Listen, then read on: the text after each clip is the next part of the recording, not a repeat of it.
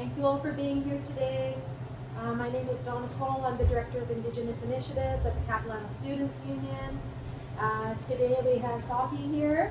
She's a Capilano University student, and she's also going to be presenting a presentation on art as activism with respect to what's happening in Iran right now, with respect to women's rights, being human rights. And I've already had a chance to go through a lot of the presentation. It's amazing. We're so thankful to have her here today. I'd also like to acknowledge that the lands that we're meeting on today are the traditional unceded ancestral stolen lands of the Squamish, Tsleil-Waututh, Musqueam, and Stalo peoples. And I invite you to ask questions, raise your hands. We try to be as interactive as possible, and there's no stupid questions. Every question is valid and worthwhile. So thank you for being here. Enjoy. Thank you, Saki. Hello, everyone. Thank you so much for joining me today for Art and Activism, the universal language we all know by heart. I'm going to start by telling you a little bit about my background. So I got my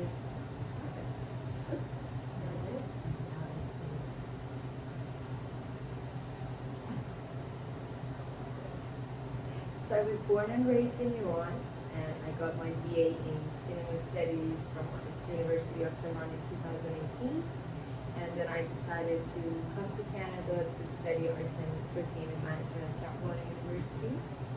I have directed 2 short films and 3 short documentaries, but shortly after graduation I realized that I prefer visual narrations to verbal narrations, so I slightly shifted towards visual arts, and I have continued my practice in digital art, photography, and video art. So I'm going to start talking about how it started for me to use art as a form of activism. Living in Iran was never easy for me as a woman, as a free soul, and as an artist. Women in Iran have been facing inequality for almost 43 years. They cannot get a passport without having their father's or husband's permission. They can never become presidents. They cannot go to stadium to watch football, and many other inhuman rules. So, and most importantly, they don't have bodily autonomy. Therefore, as a young woman with dreams and hopes and goals, which I knew I could never reach in Iran, I decided to move to another country to be able to share my art, express my feelings, and live freely. The picture I have chosen here is actually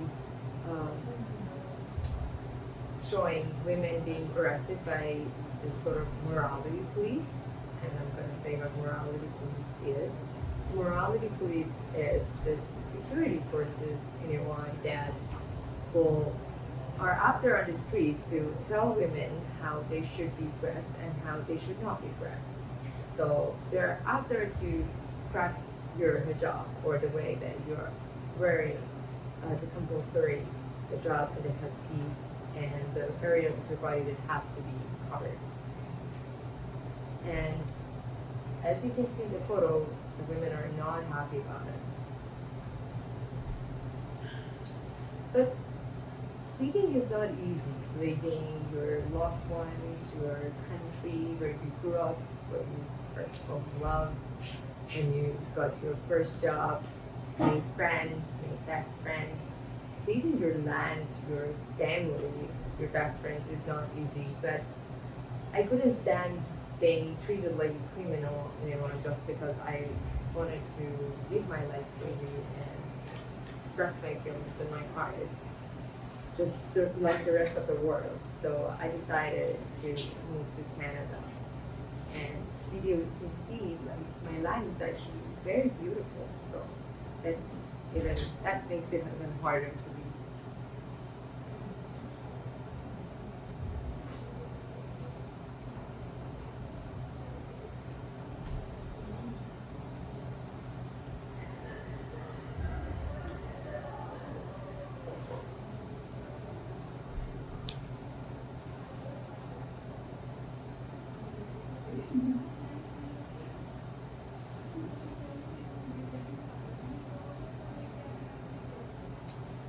So, after a year of being in Canada, dealing with homesickness, the stress of building an independent life in a new city, and juggling work and studies, on October 26th, on September 26th, I'm going to correct that, I received horrific news. The government of Iran had killed the 22-year-old girl named Mahsa Amini because she was not wearing her hijab correctly. And I emphasize on this, like she was not wearing it correctly, she was wearing the headpiece. Unfortunately, the government of Iran lied about the reason of her death because she was beaten to death while being held in police custody, and they announced that she had been previously ill and that's why she passed away. But shortly after, Mahsa's family denied this statement that was posted by the police and said that that was not the cause of her death. So, soon enough, women in Iran started protesting, asking for their rights and for justice for Mahsa. And shortly after, it was not just the women who were fighting in the streets. Young women and young boys and men also stood up for female rights. But this protest, as you can imagine, did not make the Iranian regime happy, and security forces began beating, arresting, and assaulting the protesters. So you can see in the photo here, you can see a very courageous young woman standing for her rights, not wearing the hijab, while the security forces are walking by in the background. So I was shocked, I was angry, I was sad and stressed, and I felt so far away from my family and friends, and suddenly all the people who were fighting on the streets, they became my brothers and sisters, my closest friends, and all I cared about at the moment. Things got crazier and crazier as days went by, and the Iranian regime killed 3 other girls who were under 18-year-old, and like all the Iranians who were living abroad through this, I was going crazy. I did not know what to do. I did not know what to do with this much anger and pain, and I wanted to do something to be a part of this ongoing protest and revolution. So I turned into my sweet companion in hard times, art.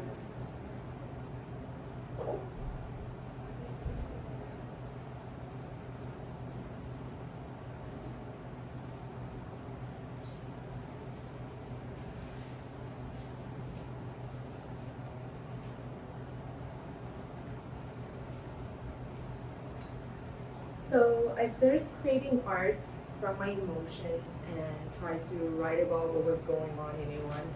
It was one thing that I could do to help my people, even though it's such a small step compared to what my brothers and sisters were doing in Iran.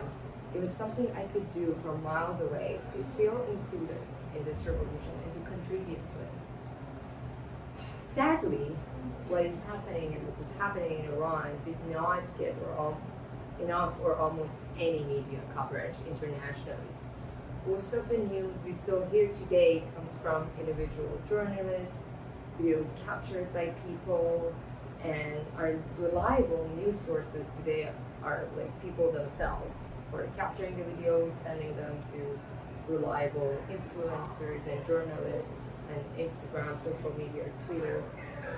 And I thought to myself, art is an international language we all know by heart. So if my non-Iranian friends could not understand Farsi, they will be able to comprehend art. And there it was.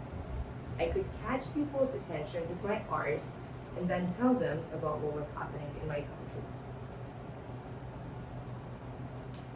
So it has become my habit to open my eyes in the morning and check the news immediately ever since the protest in Iran started.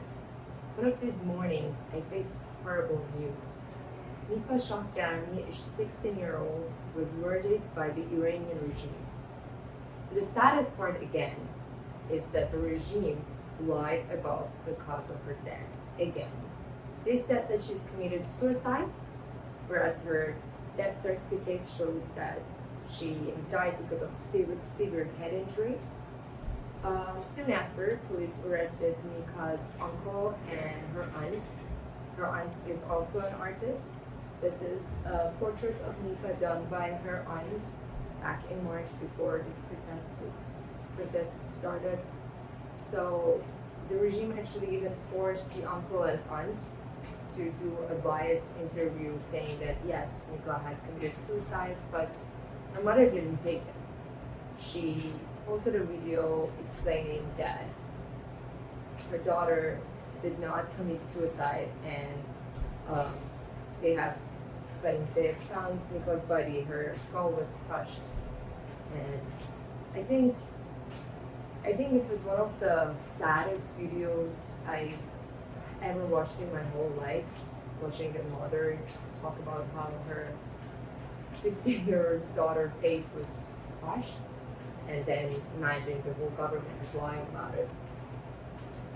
I have a 15-year-old sister. She still lives in Iran, and it hasn't been a day that I haven't worried sick about her ever since the beginning of this revolution. So my soul was utterly crushed by reading the news about Nika, and I was drowning in anger, hearing the lies, but what could I do from miles away? The only thing I could do was to raise awareness, to be Nika's family's voice.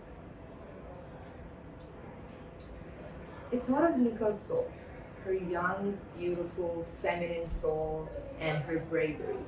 So I created this image and shared her story through slides on my Instagram, asking people to raise their voices for Iranian women. Hours later, I saw that my post was saved 170 times.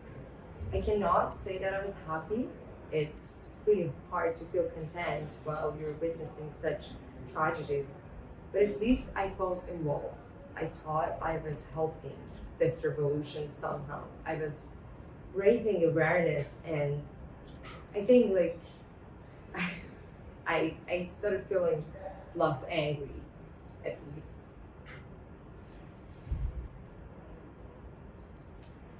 As day went by, every day there was a new tragedy caused by the regime in my country, and I cannot express how hard it is to be so far away, watching innocent people being assaulted, murdered, and arrested in your country, just for asking for their rights.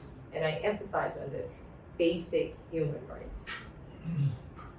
No amount of sedative or sleeping pills could help you get through that, but for me, I can say, to a sense, art did. I continued pouring all my emotion, my anger, my sadness, my feelings into art, and it was a way for me to get part of this pain off my chest and feel involved in this revolution, feeling that I'm contributing to it. The picture you can see here is called Azadi Square of Sanandaj. Sanandaj is a city in Kurdistan in Iran. And during the protests that were going on, the Iranian security forces did a mass shooting there, and a lot of people lost their lives. The square is called Azadi, which means freedom. And to me, it was like really symbolic, and in my mind, I would imagine this Azadi Square being drowning in blood. So that's when I created this image.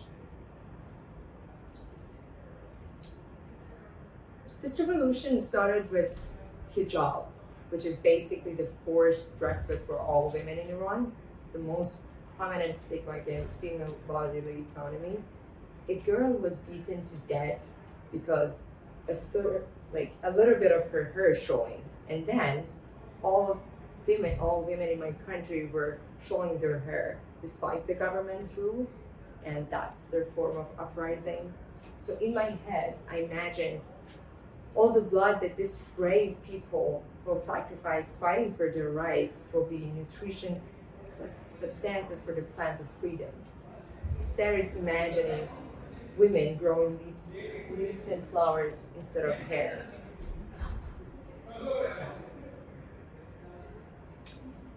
But aside from hijab being a national rule, a lot of men in Iran are not used to seeing women showing their hair.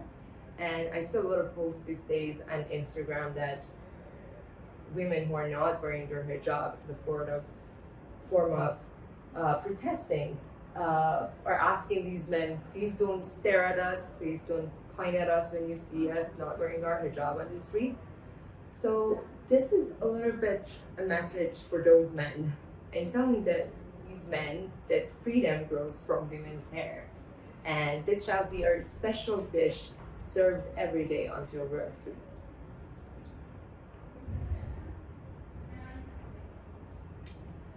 A lot of brave young women were a big part of this ongoing protests fighting for their rights. And here in these two images, that's what I'm depicting. This one is for their bravery. I wanted to emphasize to be under hair. That's sort of the main element of this picture for me. And then I see the plants of freedom growing from their hands, and you can see the colors of red, green, and white, which are the colors of our flag.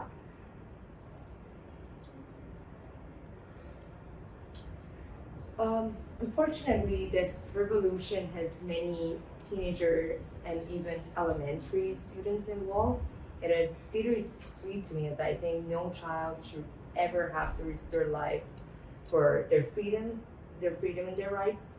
But it is also fascinating to see how united, courageous, and knowledgeable Gen Z is. So this one is for them, for all brave young women who stood up for their rights.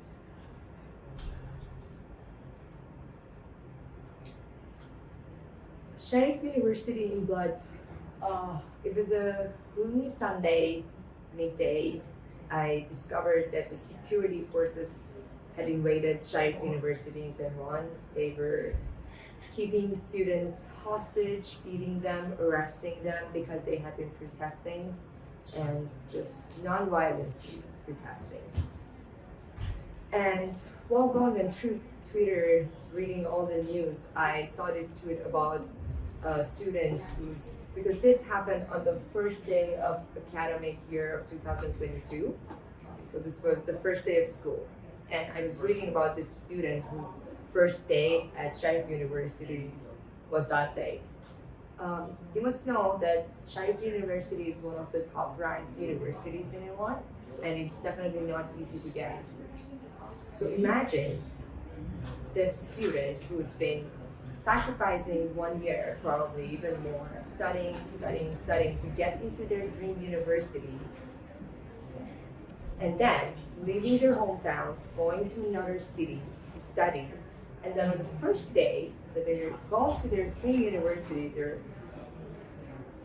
taken hostage by the security forces.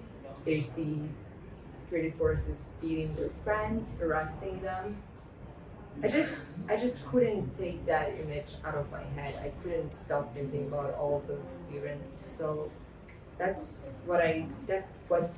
is what came to my mind. Sharif University was bleeding.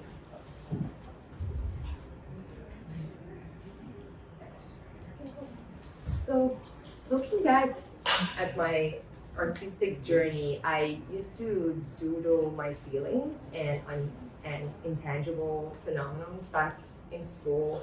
And I think it has a root in a practice that my mom taught me. She is a teacher and she always had playful solutions to my problems. So I remember I was a kid and I had this, I caught a big bad cold and I had this discomfort in my ear that I couldn't explain. So my mom told me that I can doodle my pain and it will help alleviate my pain. So I think that's what I'm doing in a sense here with my art as well. I'm trying to alleviate my pain by creating art. And at this point, I would like to take maybe 10 minutes to ask you to join me to do the same practice, and I have some pencils and paper. I would want to ask you to doodle some feeling that has been bugging you. It can be anything, it can be just a little bit of anger from yesterday's rain, or something more major that has been hurting you. And then we can share how we feel after that. And like, even if you feel comfortable sharing your images, I totally encourage you to do so. So let's take some moments to do that. I'm gonna hand you pen and paper.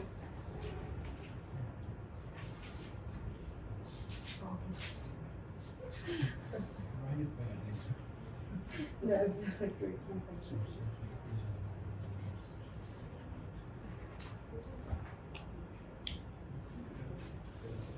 Does anyone want to share your feelings that you doodle, or maybe share how you feel after you doodle your feelings?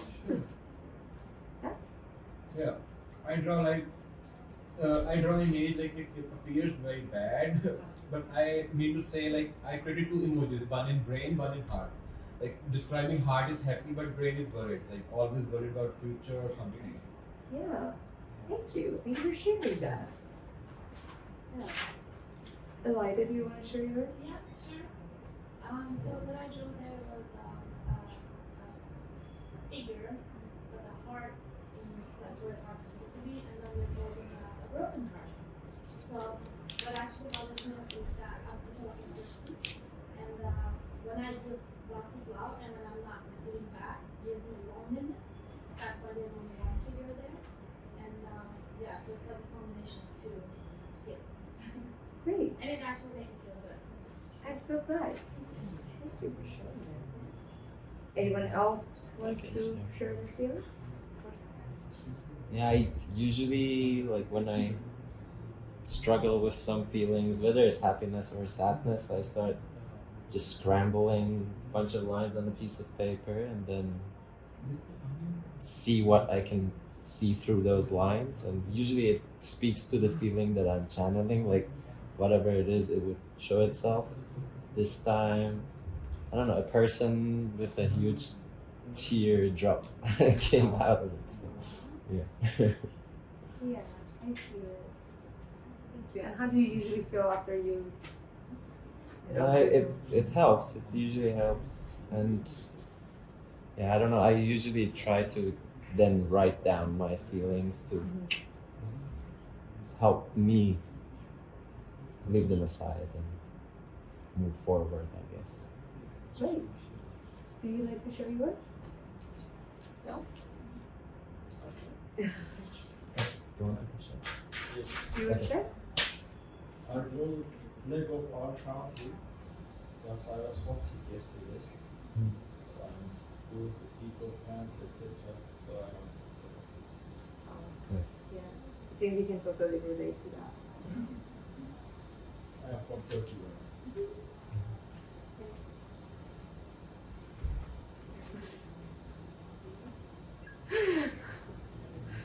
Okay. So, if no one else wants to share their I can share mine. feelings, yeah, please. I draw like emoji like showing me angry or sad. It is due to the last night was my birthday, and I brought cake for my friends at 12 a.m. to their home, but none bring to my home. So I was sad or angry. You can say mixed feelings, kind of mixed feelings. Did it make you feel better? Pardon? Did it make you feel better to Yeah, writing write down a the feelings, doodle? it worked for me. Yeah, writing poems. I've got it. So, well, as you can imagine, many other Iranian artists who are living abroad were being active during the ongoing revolution with their art, and I would love to share some of those with you. So I'm gonna start with Bed Sadriasi. His statement is that the central theme in my work is kindness and generosity, and the smile you see in my characters represent the awareness that Buddha talks about. I usually use 3 colors in my painting: red, black, and white. These are the colors of revolution, war, and peace, and were the first colors invented and used by humans in the primitive cave paintings. And this one, I think it pretty much explains itself, and I'm glad that the description is written down in English, but sort of criticizes how the Islamic Republic of Iran sees humans as genders only.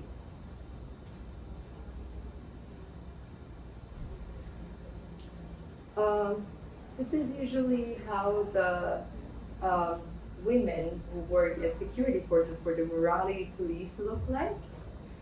So he sort of plays around with the phrase of "I think, therefore I am," and it says like they are so close-minded, their minds are even like free in like a jail.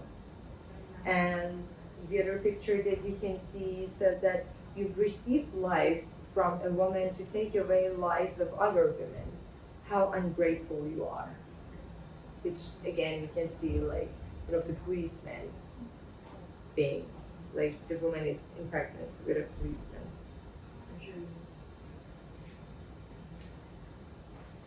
This is the smile that he's talking about that reminds him that it sort of represents the awareness that Buddha talks about. And as you can see in his drawings, the bad people, the evil forces, usually have the red eyes, and like the people who are aware and asking for their rights are like usually have this smile.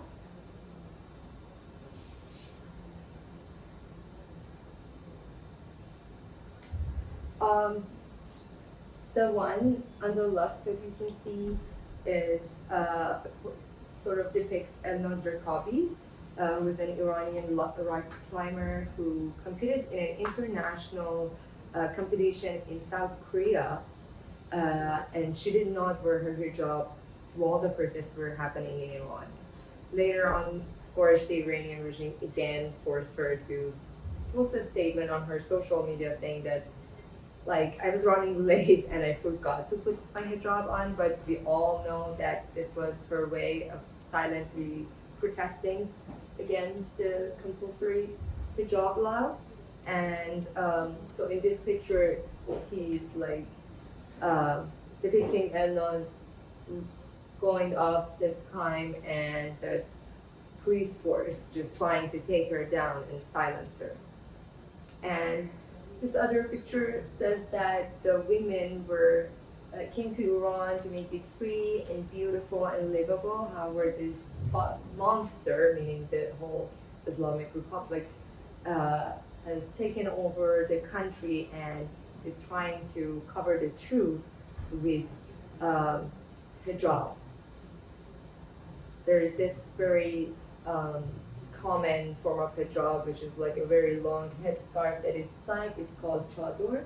Usually a lot of women who are part of the morality police security forces wear the same thing. So it sort of talks about that. Shadi is another artist who's been creating art about Iran and trying to raise awareness on what was going on in Iran through the ongoing revolution. Unfortunately, I'm not able to share her last name with you for obvious reasons. But here you can see the portrait of Mahsa Amini, the first girl who was killed by the Iranian regime. And then you can see the women who stood up not wearing the hijab and protesting.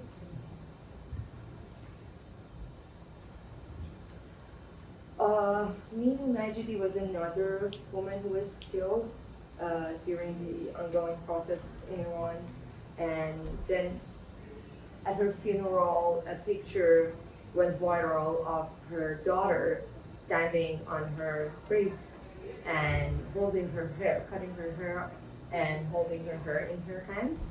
And to me, this is such a powerful image, so I actually like have the actual image here for you to see as well, because I think it's very powerful.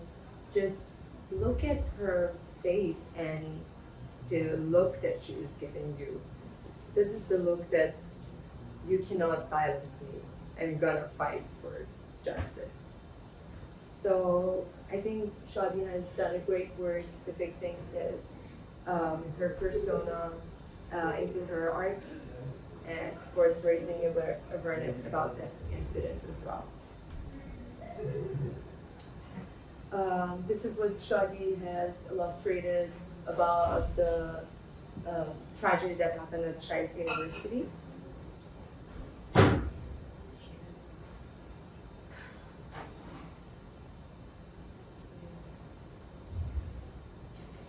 As you can see, like Shadi, like me, like Benson, like a lot of other artists, were just asking people to be our voice because we do not get enough media coverage. Sabo Nikdom is another brilliant artist who's been creating art about what has been going on in Iran. She's been born in Iran in 1988. She's graduated from the art school in Strasbourg, and for as long as she can remember, her artwork have been inspired by mythology, symbols, and storytelling. She has an ethnological view of the words, myth, and enjoys understanding the origins of human beliefs. She uses different techniques to express her stories through art, such as drawing and fine art, sometimes just making objects with different materials, which you're gonna see in the next slides. But she's been faithful to folk arts. She believes that folk arts have a pure, soulful nature and that they preserve the traces of the ancient cultures of their respective territories. And in this picture, you can see the Kurdish girl. I must mention that Masa was also Kurdish. So she is holding her weapon and not wearing her hair, showing her beautiful long hair as an act of protesting. Here you can see another beautiful Kurdish girl, and then in the other picture you can see the words Jan Jian Azadi, which is women, life, freedom, and this is what this revolution has been, sort of the title of this revolution, because it started with women and it was one of the first things that people were chanting on the streets. I have the same words on my t-shirt today. And Jan Jian Azadi is also in Kurdish. And this is other things that Saba has made, as you can see. Yeah. Her scar is turning into a plant, and that's another saying that has been going on, that like my scars and my wounds will be turned into plants growing freedom.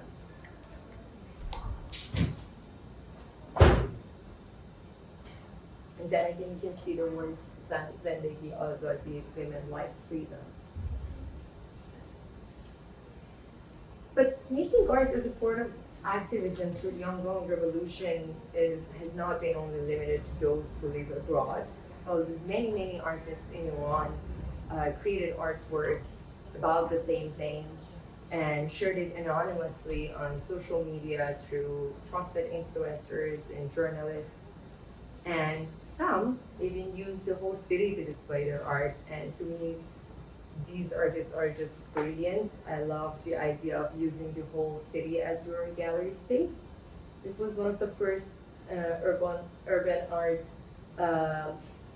protests that happened in Tehran. At midnight, an anonymous artist dyed the public pools in Tehran red as a symbol of the bloodshed caused by the Iranian regime. And then following him or her, a lot of other artists in other cities of Iran did the same thing to the public pools. This is also another beautiful urban art. As you can see, like this figure comes from a photo that went viral at the beginning of the protest. It was a beautiful girl courageously standing on top of a car and showing the symbol of victory and not wearing her hijab, of course. And as you can see, she has her headscarf on fire, and there is, I don't know, something like flowers or again, freedom growing out of it. And another brilliant thing that this artist has done is choosing the walls to put this one on, because the one that you can see on the left is called Azadi, which is freedom, and the one on the right is called worker, which is Karya, and workers have been a very important part of this ongoing revolution in Iran because they went on strike, specifically gas and oil workers, and that's one of the most important industries for the Iranian regime. So their strike is very valuable to all people in Iran. And then there was money. Like, it was another great placement for art is something that people exchange maybe every day. And then you can see doodles of Mini Majid's daughter, you can see Mahsa Amini, you can see Sarina, another 16-year-old murdered by the regime, and here is Nika. So it's sort of like a reminder to whoever receives or gives the money that this is what's going on. And then at some point, I think a lot of art that was displayed was not even necessarily made by artists. It can be like people who turned into artists during this revolution, which is brilliant, I think. So here you can see the word Mahsa, the name of Mahsa, made in fire on top of a mountain facing Tehran city. The one in the middle is sort of an installation by students at the Art University of Tehran. And the other one shows the portrait of Mahsa being displayed on one building. That building is a part of Ekbatan complex, which has been a very important spot during the ongoing protests because their tenants at this complex have been chanting and protesting like every day, every night at specific times, and even the police broke into the complex, arrested a lot of them. So it's sort of everybody knows this complex in Tehran, and I think it's just a very nice way of silently protesting, just displaying Mahsa's portrait. This one here is my favorite artwork that was made during this revolution. Again, the placement is very brilliant. The name of this street is Siyasi, meaning political, and it shows how we're all sort of tied to politics these days, and we're sort of prisoners of politics, and whatever we do is sort of entangled with politics. And the other one is an installation made again by the students at the Art University of Tehran criticizing the compulsory hijab laws and not having bodily autonomy.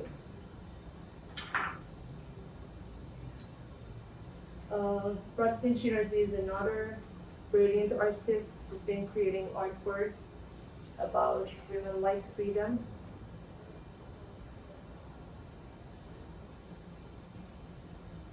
And in his image, he has depicted woman as a warrior, whereas usually it's men, but he's depicted a woman, and he's done this in style of traditional Iranian old paintings. And then again, it says it's time for uprising, and it says Zan Zendegi Azadi, which is women like freedom.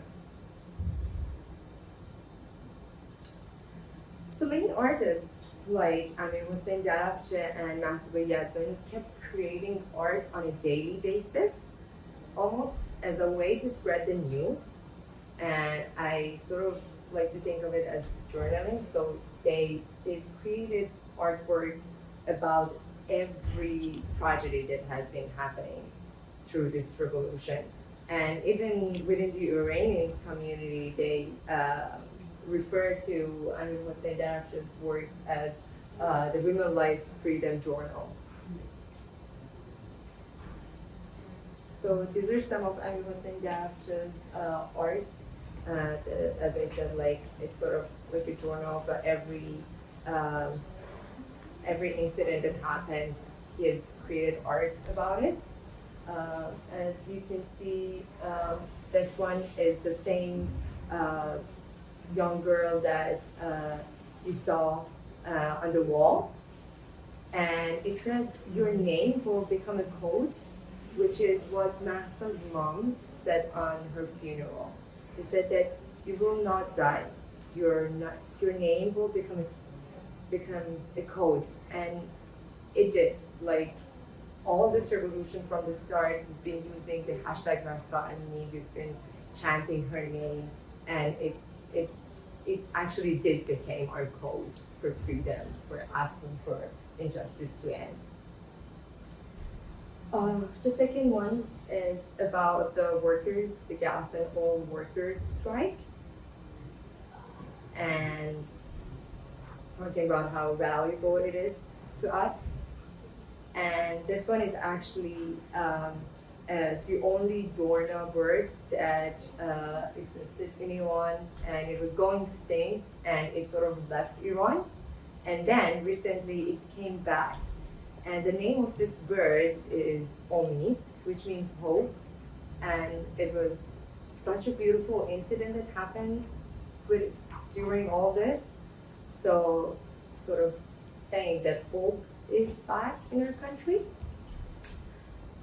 This one just simply says, "We despise you," and that's a message for the Iranian regime. And this one in the middle, it's a very sad story, but unfortunately, Iranian security forces have broken into some elementary schools, and in one of these schools, they have beaten a 14-year-old girl to death because she refused to sing a song. And they also murdered another child because she tore up the picture of the supreme leader of Iran. So it says that school smells like blood. And this is the picture of Aminu Majidi's daughter again. As you can see, she's became an icon within this revolution. These are by illustrations by Mahbouba Yazdani. You can see the doorknob bird again. The middle picture shows Mahsa Amini's funeral, where a lot of people went to the city of Saqqez for that ceremony. And this picture shows an 80-year-old woman whose child was murdered by the Iranian regime, and after, 70 years of wearing the hijab, she took off her hijab for women life freedom. These are some other illustrations by Mahbouba Yazdani. Again, you can see Minu Majidi's daughter, and you can see a brilliant, courageous young woman not wearing her hijab, just right behind the security forces, and just other images depicting what has been happening during this ongoing protest in Iran.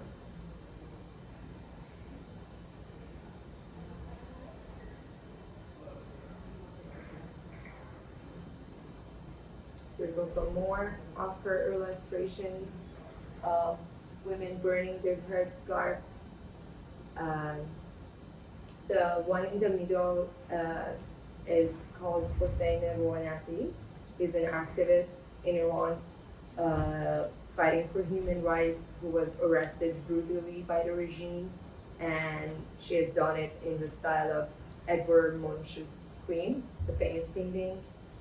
And then you can see Nika again, you can see two journalists named Nilufar Hamedi and Elohe Mohammadi, who were the first journalists talking about Mahsa's story and making it viral, were of course now under arrest. This is the student who was murdered, and this one is a 90-year-old chef who was also arrested and murdered during the ongoing protests in Iran. So at some point, even international artists stood by people in Iran through their art. Alexander Palombo painted the famous Marge Simpson cutting her hair on a wall close to the Iranian consulate in Milan. I think this is quite brilliant because the artist has used the famous icon to grab the attention of the viewer, and he also has added the symbolic act of cutting her, which soon after the beginning of this protest was performed by many celebrities and known people as an act of solidarity with women of Iran. And then unfortunately, this image was removed in less than 24 hours. But Alexandro Palombo did not give up, and he painted angry Nurse Simpson cutting her hair on the same spot, and he posted on his Instagram saying that the cut to, after being removed, Marge Simpson returns in front of the Consulate General of the Islamic Republic of Iran in Milan. So, something that I really loved and adored. As you can see, what happened in Iran, somebody did the same thing in the Washington Square Park in New York.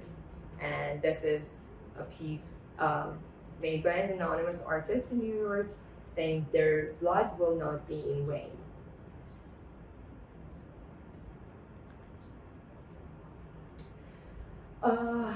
Burku Koleli is a multidisciplinary creative and freelance illustrator based in Washington, USA. She's a passionate, intersectional environmentalist and feminist. Her illustrations work combine digital and traditional mediums and are inspired by daily life activism, relationship, and nature. She has created this one for women in Iran, and she has mixed it with a quote from Audre Lorde, the famous American writer, was a womanist, radical feminist, professor, and civil rights activist, that says, "I am not free while any woman is unfree." And I think this combination of art and literature and how she has incorporated this too is very, very valuable.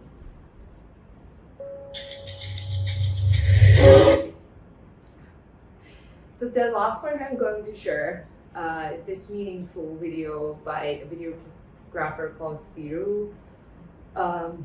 It shows how despite that we are fighting, that the women are fighting in Iran has been fought by other women in other countries in the world as well.